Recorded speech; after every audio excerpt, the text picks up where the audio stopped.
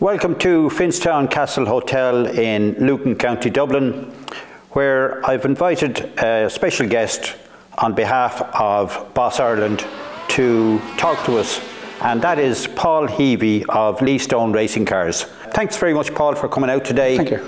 And I'd like to start by, who's Paul Heavey? How did you get involved in racing and manufacturing racing cars? I suppose at the age of 7, I walked around Mondello with my father and Jim Murren before there was even tarmac on it. And when it did open, my father was a big enthusiast, and actually my mother used to be as well. But when it did open, we were out at every meeting, myself and my brother Johnny. James O Senior. We used to always knock around together, and we'd cycle out to Mondello during the week and all that kind of thing, and help. What was it, Tim? Can't think of the man's name. But the man that was working there, we used to help him doing maintenance. We wouldn't do any work at home, but we'd do it in Mondello, you know. And where were you living, Paul, at that time? Naas. Oh, you were in Naas, so yeah. you were local to there? Local, yeah. As I said, my father was very involved. He knew the Morans.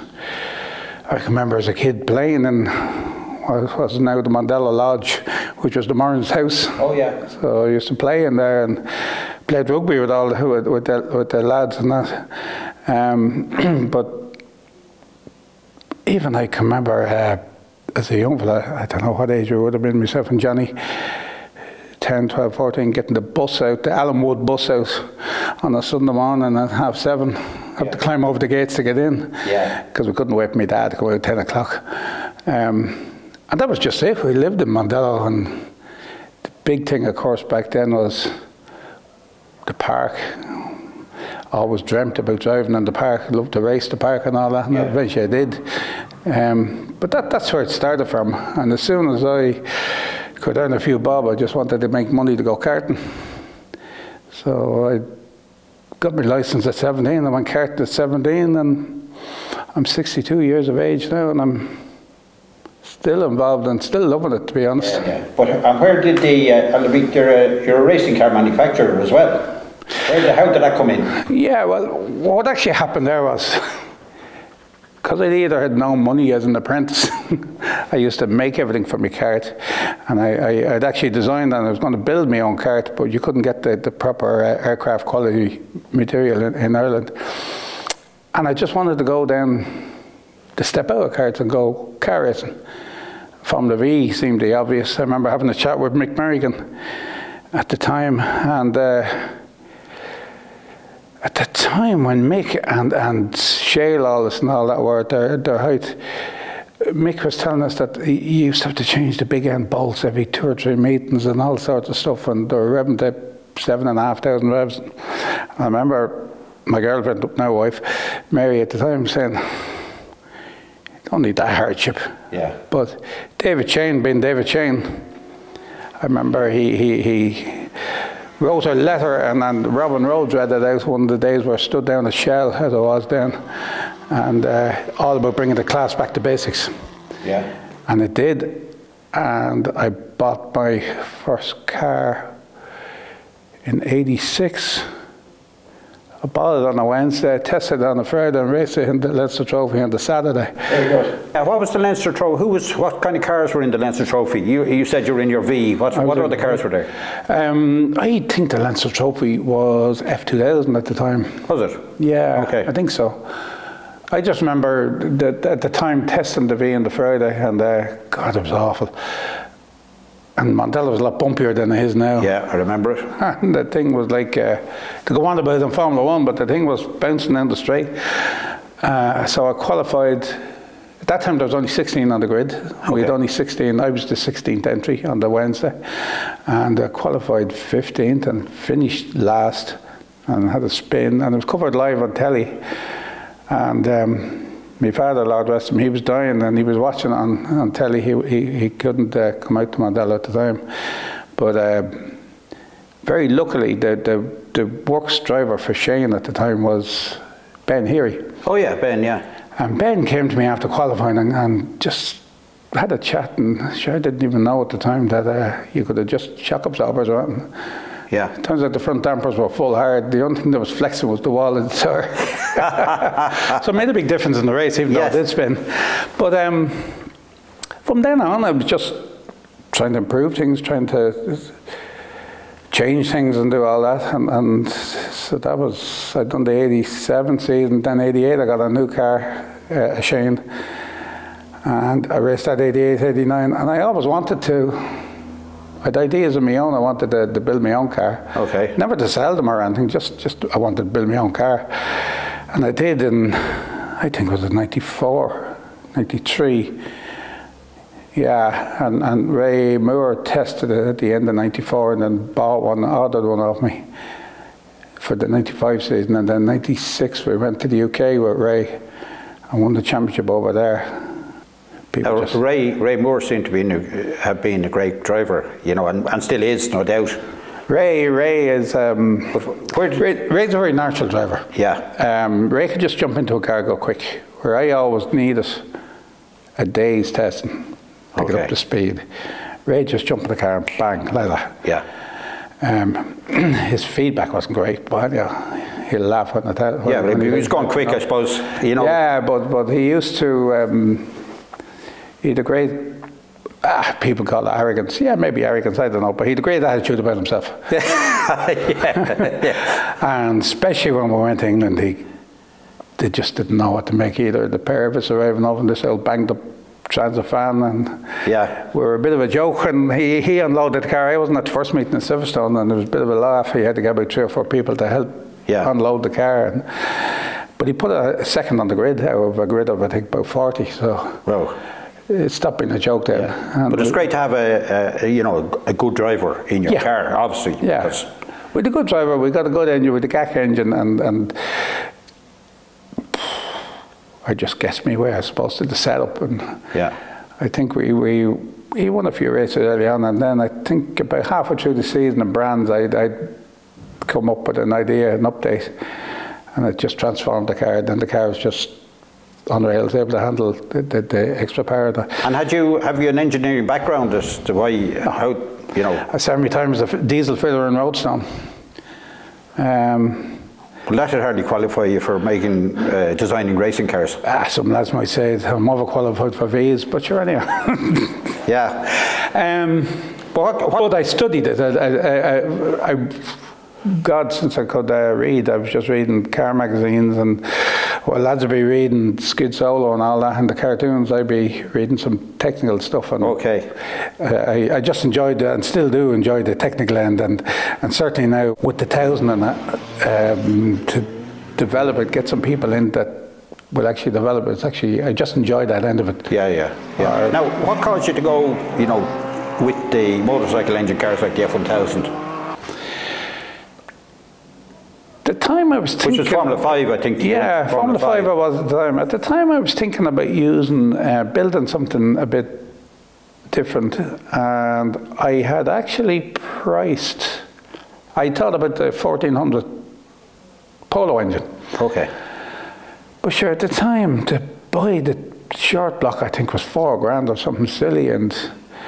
Then I was looking at what they were doing in the UK, some of the classes. Monoposto had a motorbike class, and Jedi, of course, have their own class. And I got talking to, I can't think of the man's name, but he used to build the engines for Radical. And he put me onto this Suzuki RF900 engine, which was a cheap enough engine. So you could buy a yoke that, I was looking to have an output of something similar to the Formula Ford 1600. Okay. It depends who you talk to. So 100 horsepower. Yeah, well, 120 according is very good. Yeah, according to people, yeah. Well, no, more than 100, like 108, 106, 110, something like that. So I was looking around that output, and sure, you could buy this RF engine for about 900 quid, I think, at the time, and put it in a race car and just go racing. Yeah. And it had probably about 110, 120 brake. Mm-hmm. So we ran with that in the Formula 5, and again my problem in the Formula 5 were just not doing it all on the budget. Yeah. In fact, no budget. And eventually we went, myself and Ken Elliott actually went to Spa Spa, Frankentrumps, with the Malaposta people, and these lads were just walking by us down the street. And the guy who does my engines, I was chatting to him, and said they were all using GSXR 1000s. Suzuki engine, yeah. Yeah. And I was on the 900, so I'm thinking, it's only 100cc more. Yeah. But he pointed out to me that the difference in technology was the difference between the 1000 and my 900 would be the difference between my 900 and a 125. Okay. So I then, a fair bit. Yeah, so I then put the GSXR 1000 into it, and it really transformed the Formula 5.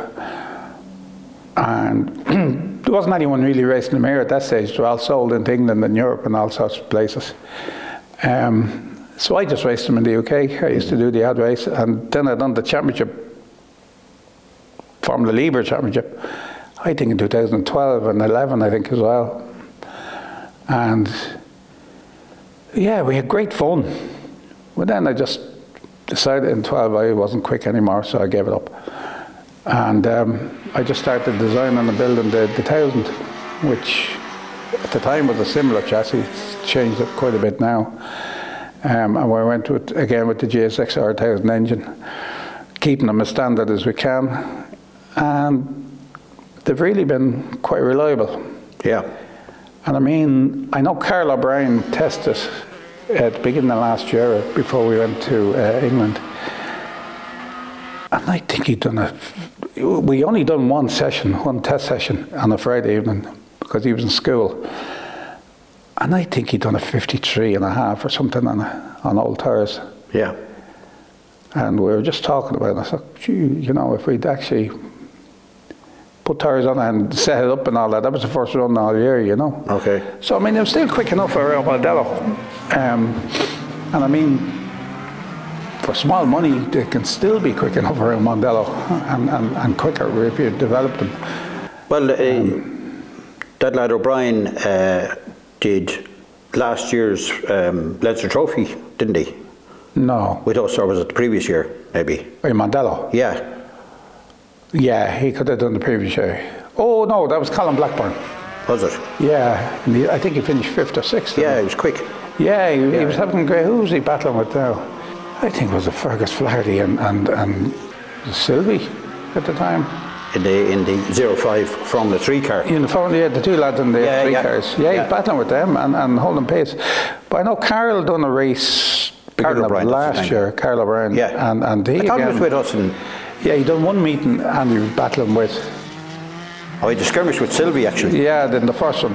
But in the second race, there was Fergus, I think, was second, Sylvie was third, and Carl was fourth. And I remember watching, and I was doing the times, I was checking the times, and he was holding his own with them. Yeah, yeah. And we kind of reckoned the lads were going to get tired, so he'll have them. Yeah. But then the rod end broke, so that was the end of that. Yeah. But, I mean, the reason you're here today to talk to us about this is to show people that might be thinking of going racing and going single-seater racing, that there is a way in without spending huge money, which if you want to win, you have to spend big money. There's no doubt about that. Yeah, in any class. Yeah. But seriously big money if you want to win. Now, you get a very reliable car for that, as, you know, we just had an interview with the winners of this year's series, and the cars are ultra reliable, so they don't actually have to do anything to the cars during the season. But you pay for tyres and brakes and whatever else. So, but there is a way in. There is, yeah. A cheap way in. And you were just having a brief chat before we went on air, and you were saying that, you know, a Formula Ford Z-Tech, which you'd pick up for very small money, put a set of wings on it, and you have a car that you can drive in Boss Ireland and drive successfully if you're a decent driver. Yeah. You see, funny enough, I was having a conversation with a fella, an XV guy in Mondello last Saturday. I had to test him for the Fiesta race. Yeah. And we were just talking about it. That people's attitudes seem to change nowadays. It's all about winning, which is, I suppose, that was my attitude. But, you know, I used to say if your day is spent on 12 laps of Mondello, you're a sad bastard, really. Yeah. Because it's all about the atmosphere, a bit of crack, families were there and all that kind of thing. And hopefully you've made a step forward and all that. But if two lads came together, or if two lads didn't come together, or if two lads had a great battle, they had a great laugh about it and a pint afterwards. And now people just seem to have got very sterile, I don't know what you'd call it. Yeah. Maybe serious about it. But they forget that they actually should be enjoying driving it. Yeah. Like I'm too old and too crap to drive my own car to its ability, to its best ability. The 1000 is too quick for me, but God, I love driving it. And I would, normally during the year, I'd go for a day or 2 days to Kirkuson just to test different stuff. Yeah. And it'd be just, and I'd have to say, you know, as I say, I'm racing since I'm 17 and I'm now 62, and I'd be as excited getting up at 5 in the morning going to Kirkuson now for a day's testing on my own. Yeah. And I get out of the car and I either enjoy it or I don't enjoy it. I went all the way to, I mean, I'm only 10 minutes from Mondello. I drove for 3 days to Poland to race this year because I just wanted to drive the track. Yeah. Now, Carl O'Brien was 5 seconds a lap quicker than me. Wow. You know? Yeah. But hell, I enjoyed the track. I really enjoyed it, and actually meet different people, new people. It was always, it was really nice that there were nice people, and they enjoyed their racing out there and all that. But people seem to forget it's the enjoyment thing, the buzz, and no matter what you have, be it a V, be it a Formula Shane, be it an 1800, be it a 2-litre Renault, be whatever. Yeah. But there must be great, because we had Max Hart with us in Bishop's Court a couple of years ago. That's right, yeah. And I mean, that's a high-speed circuit. Yeah, and he still finished. And he still went in there and did the business, basically. And there must be great satisfaction driving a lesser car against those, you know, more powerful, better aero, the whole lot, and still being able to put it in there.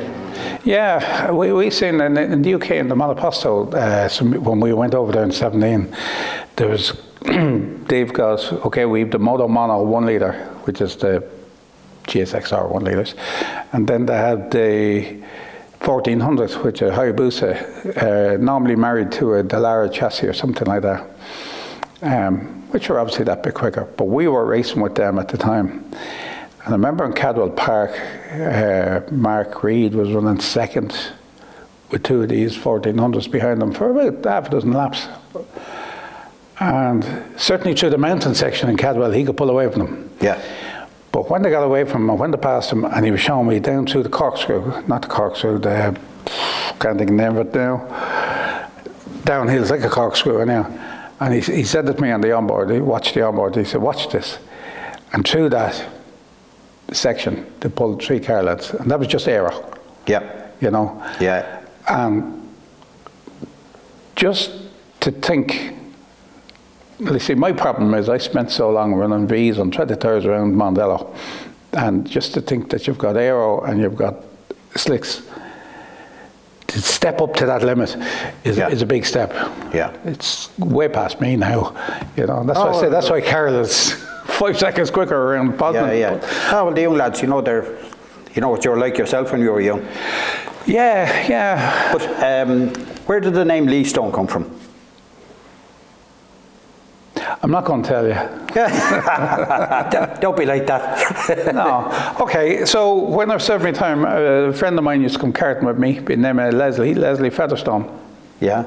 And when I drew up my first kart, I decided just to call it LES, Les Stone. Yeah. Okay. And I just stuck with it. I haven't seen them in donkeys now, but. Yeah. And you've always had, have you always had phenol on board then, the oil company? Yeah, I've been sponsored by Phenol since 1988. That's a good sponsorship deal. Yeah, and I remember going into Dominic Purcell, and at the time, Dominic's has gone out of the company now, and if he gave me free oil, I was happy. Yeah. And I remember in '88 he offered me free oil, plus he painted the car, which I was well happy with, and he would give me 50 quid for a win or 25 quid for a second or third. Lovely. Now in '88 I'd done nothing. I got no money off him. But '89 I didn't finish off the podium. I think I got something like 1,500 quid, which back then was good out money. Yeah. You know, I think the entry fee back then was only about 25 quid, like. Yeah. You know? Yeah. So we've been together for a long time. And Sean Holland is the MD now, and I deal with Sean. And the one thing is, if they want something, they'll ring me and ask me. Mm-hmm. And anything, I try offer them as much as they want. There's a lot of people in this world, and I'm sure you know a few of them, that went in and got a load of money off companies and burnt them, and burnt them so that nobody else, they would touch nobody else, you know. And I'd have to say I've had that long time relationship with them. This year now for the UK, we've got Selco, the Hart family, are stepping up now to be title sponsors on 2 cars. So it'll be selcohygiene.co.uk. And that's basically out of, I started running Max when he was 16, I think. That's Max Hart, yeah, Max. And then he done the V Championship in 18, and then the UK Mono in 19. But we've always kept a relationship with Dermot and Lorraine. They're big enthusiasts, motorsport enthusiasts. And this year they're stepping up to be, I suppose you call it, title sponsorship of the 2-car team. Yeah. And then just while I'm talking about the UK, we've this year a young fella that I gave a test, a 16-year-old, Cody Keogh, coming out of minis. Okay. He's done a season in minis, and he's going to do the Mono Championship. Some people that were connected with him who were talking to me about him, and I went and had a look at him one of the meetings in Mondello, watching him in the wet on the long track, and I thought, wow. Now, I know there's very few in the class, but you still got to be who's out there. And I watched him around the back of the track, and I just thought, wow, the way he was handling it. He won the race, I think, in the wet from the second place guy, who would have been close enough battling normally, but he won it, I think, by the length of the main straight. Closer. And similar, exactly identical cars. Yeah, and certainly the way he was taking paddock bend was just flummoxed me. He was, you know, what he was doing with the car. But so we gave him a test in the 1000 in Kirkuson about a month ago, and very impressive, I'll have to say. Okay. And the most important thing is, a 16-year-old, he listened to what I asked him to do, and he went quicker and quicker and quicker all day. He didn't damage the car, didn't put the car off or anything. And he done good times until the rains came down. We packed up, so he's going to do the Monoposto Championships, third car. But we're hoping, because it's 6 events, 6 weekends, and we're hoping to try fit in 1 or 2 here. Sounds like you're going to be a busy boy. Yeah, well, I think last year we'd done about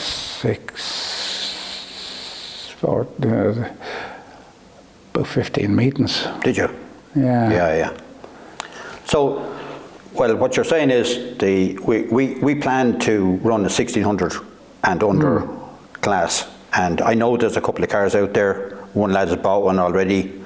Another lad in Shannon near me is building an F3 with a Hayabusa, and he's a great engineer, great draftsman, doing all the work himself. So he should be out. And if we can attract a few more in, you know, that's our plan. So we're doing this under 1600 class in order to try and get those people in.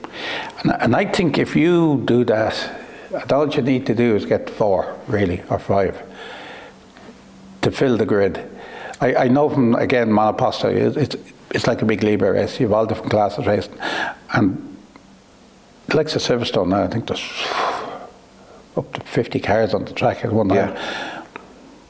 But it doesn't matter what class you're racing, but you're always racing with somebody. Yeah.